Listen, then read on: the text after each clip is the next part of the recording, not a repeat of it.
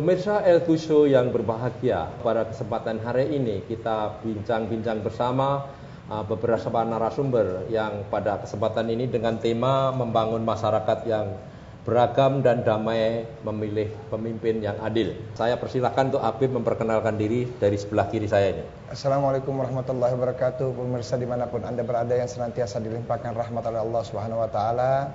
Nama saya Habib Mahdi Alatas, yang sering disapa dengan Habib Mahdi saja. Mudah-mudahan kali ini kita bisa membangun ibu kota DKI dengan beragam sesuai dengan apa yang diamanatkan oleh Rasul. Oke, saya silakan selanjutnya Habib. Saya Abdurrahman Asad Al-Habsyi. Saya Wakil Ketua Umum Gemir, Gerakan Muslim Indonesia Raya.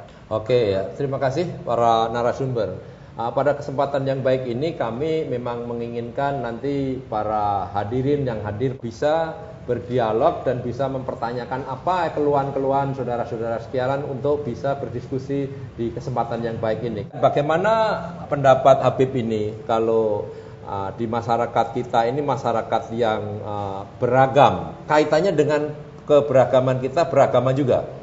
Oke. Silakan. Bismillah, walhamdulillah, wassalatu wassalamu ala rasulillah Muhammad ibn Abdullah wa ala alihi washabihi wa wala. Di dalam keberagaman itu telah terjadi pada zaman Rasulullah sallallahu alaihi wasallam, di mana Rasulullah sallallahu alaihi wasallam adalah seorang asing yang beliau datang ke kota Madinah lalu menyiarkan dakwah di kota Madinah. Di situ tidak pernah dikatakan oleh orang-orang Madinah bahwa sahabat Muhajirin atau Rasulullah pendatang baru yang tidak pantas untuk memimpin kota Madinah. Ada satu cerita di mana Rasulullah sallallahu alaihi wasallam pernah keluar dari salah satu masjid ketika ada jenazah seorang Yahudi meninggal dunia, melintas di hadapan Rasul. Rasul keluar, dia berdiri, dia hormat kepada jenazah tersebut. Lalu si sahabat mengatakan, ya Rasul, sesungguhnya itu adalah orang Yahudi. Rasul diam. Lalu dikatakan kedua, dan Rasul diam. Dan ketiga, Rasul diam. Setelah jauh jenazah tersebut, Rasul mengatakan, apakah dia bukan hamba daripada hamba Allah? Disitulah keberagaman yang Rasulullah SAW ajarkan kepada umat Islam. Bahkan di dalam hadis lain, Bapak dan pemirsa dimanapun, Rasul itu menegaskan, man adza dhimmiyan faqad adzani, wa man adzani faqad adzallah, wa man adzallah fa ma'wahu jahannam.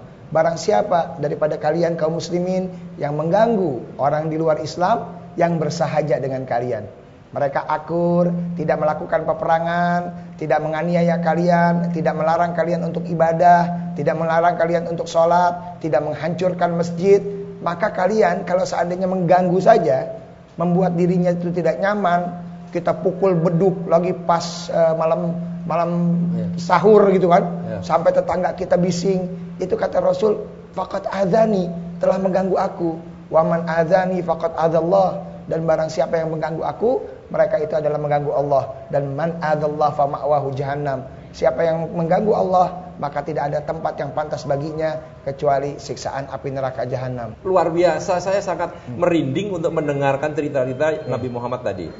Untuk selanjutnya bagaimana menurut Ustaz? Bismillahirrahmanirrahim. Islam sejatinya mengandung makna salam, damai. Dan setiap mukmin itu, setiap muslim itu sejatinya dirinya adalah sebagai khalifah Allah di muka bumi ini.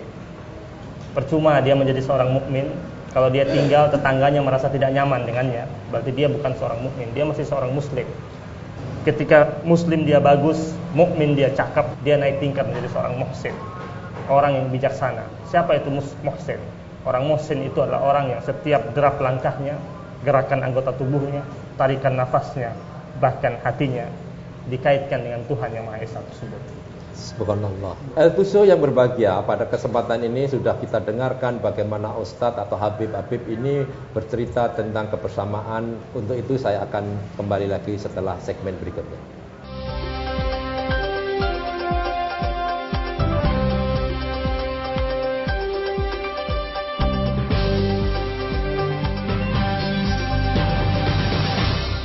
Kembali ke L2 Show yang pada kesempatan berikutnya ini kami akan membahas beberapa hal yang berkaitan dengan keadilan di dalam kepemimpinan itu diperlukan dan bagaimana aplikasi di lapangan menurut Islam.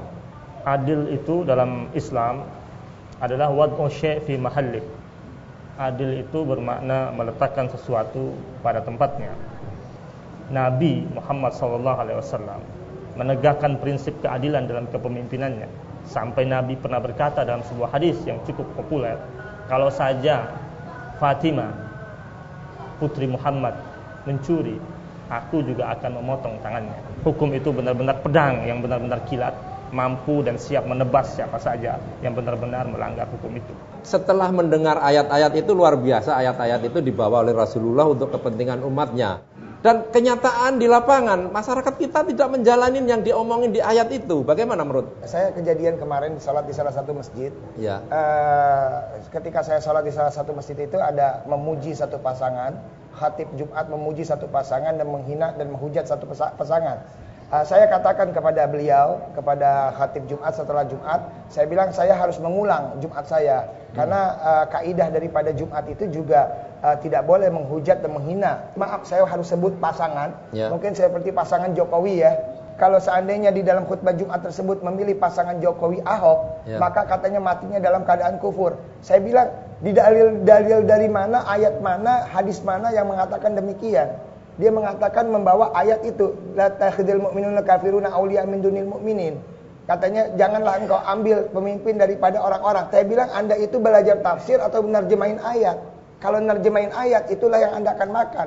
Coba kalau kita bawa dengan tafsir ayat lain, inna auliya Allah alladzina khaufun alaihim wa lahum yahzanun. Sesungguhnya wali-wali Allah, pemimpin-pemimpin itu yang kriterianya harus kita taati adalah yang la khaufun alaihim wa lahum yahzanun, yang tidak takut kepada apapun dan tidak mempunyai rasa sedih, tidak mempunyai rasa duka. Dia hanya berpikir hanya semata-mata mengharapkan keridhaan Allah Subhanahu wa taala. Nah, di sini rakyat dibikin pusing, bingung, akhirnya yang ada timbul sara dan itu pun dilarang oleh agama Islam. Iya, bicara sara tadi.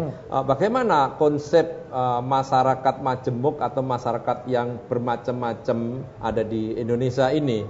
Kepemimpinan dari orang agama lain itu tidak dibolehkan atau bagaimana menurut konsep Islam sendiri? Kepemimpinan yang tidak dibolehkan adalah ketika kita minta masalah agama kita. Ingat ayat itu turun, itu masalah ketika saat itu orang Romawi sedang menghancurkan Islam. Dan saat itu terjadi peperangan di antara Islam dengan Romawi saat itu. Nah, baru ditekankan agar senantiasa kita tidak taat dan tunduk atas peraturan-peraturan yang diberikan orang Romawi. Kenapa? Peraturan mereka itu adalah agama mereka. Beda dengan Indonesia. Indonesia ini peraturannya adalah Undang-Undang Dasar 45, bukan berdasarkan ayat suci Al-Quran, bukan berdasarkan ayat suci apapun. Jadi asas negara kita adalah Pancasila, karena kita negara Indonesia bukan negara Islam.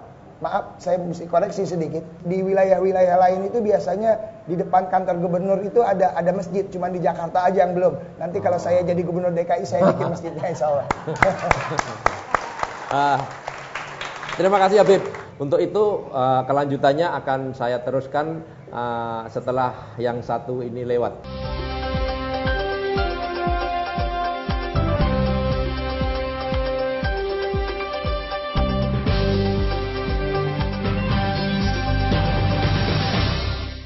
Pada kesempatan ini saya akan mencoba lagi memberikan kesempatan kepada hadirin semua. Saya persilahkan siapa yang akan menanyakan hal ini. Assalamualaikum warahmatullahi wabarakatuh. Waalaikumsalam warahmatullahi wabarakatuh. Bagaimana Habib? Apabila dikaitkan dengan ayat yang mengatakan bait qawluka lil malai ini yang fil ardi khalifah. Bagaimana kaitannya dengan Islam yang berhubungan dengan masyarakat hidrologi di Jakarta ini? Terima kasih. Silakan Habib. Pertanyaan yang sangat luar biasa. Dikatakan di situ tentang masalah kekhalifahan di muka bumi. Manusia selalu mengejar pengen menjadi khalifah, pengen menjadi pemimpin. Walaupun dia harus tekor, yang penting kesohor. Jadi banyak sekarang Bib ya, masjid-masjid direntalin untuk apa? Mendukung, mengusung salah satu pemimpin. Padahal itu dilarang oleh agama Islam. Karena saya kenal semua gitu kan ya. Saya di FUHAB, Forum Ulama Habaib Betawi, dan saya pendiri juga. Jangan sampai mereka itu pemimpin menjadi yufsiduna fil ard, merusak di muka bumi. Presiden juga merupakan khalifah.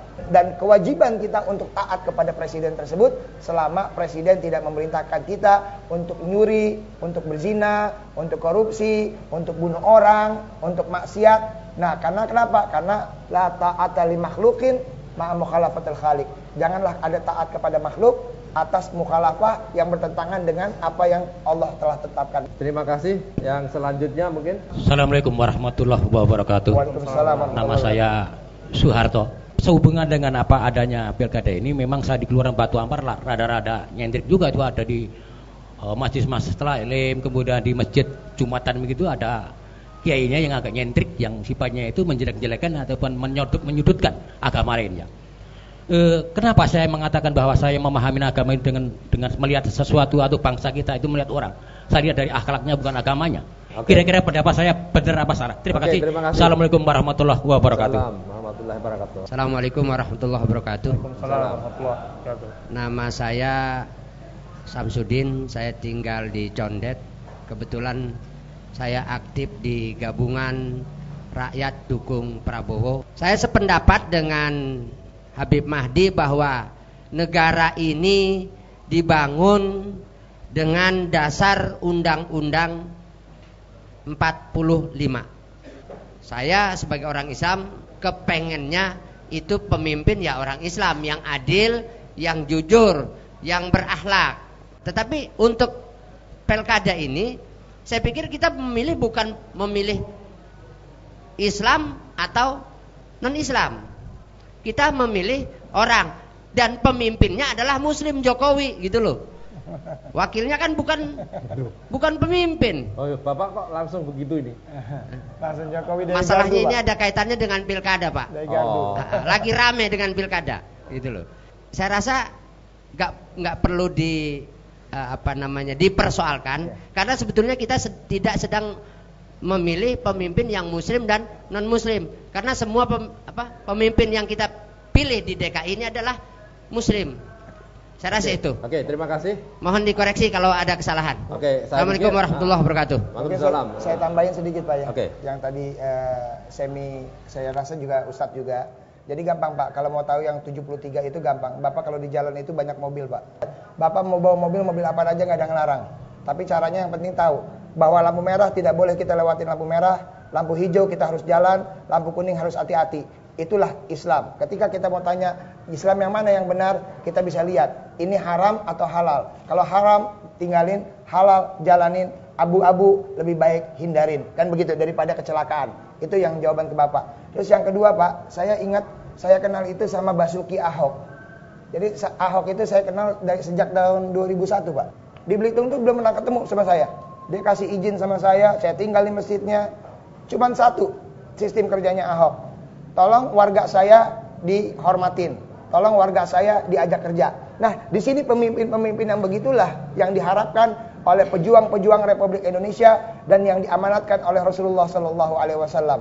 Jadi, insya Allah perbedaan di dalam keagamaan itu bukan menjadikan satu hambatan bagi kita. Seperti kita ketahui juga ya, BP Papua. Ini manis nih.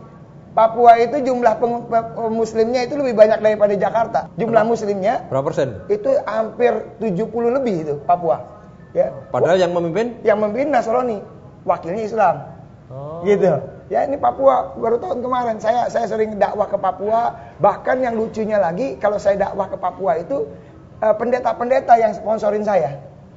Ya, kenapa? Pak Habib katanya di sini karena Ustadz susah dan kebetulan perekonomian kami itu ada supaya menjaga keharmonisan, menjaga kesatuan. Saya dibiayain sama pendeta-pendeta untuk dakwah di kelompok-kelompok Islam. Oke, terima kasih dan bagus sekali. Pada kesempatan yang baik ini, saya pikir kita perlu membawa informasi yang diberikan para Habib ini untuk kepentingan bersama dan untuk kepentingan negara kita. Dan khususnya untuk DKI 1 ini agar supaya tidak kejebak oleh informasi-informasi yang sesat, jadi mensesatkan kita semua. Dan pada kesempatan ini kita dialog ini didengarkan mungkin seluruh dunia karena ini saya relay melalui radio ggling.com. Dan selanjutnya secara ini kita tutup sampai sekian. Assalamualaikum warahmatullahi wabarakatuh.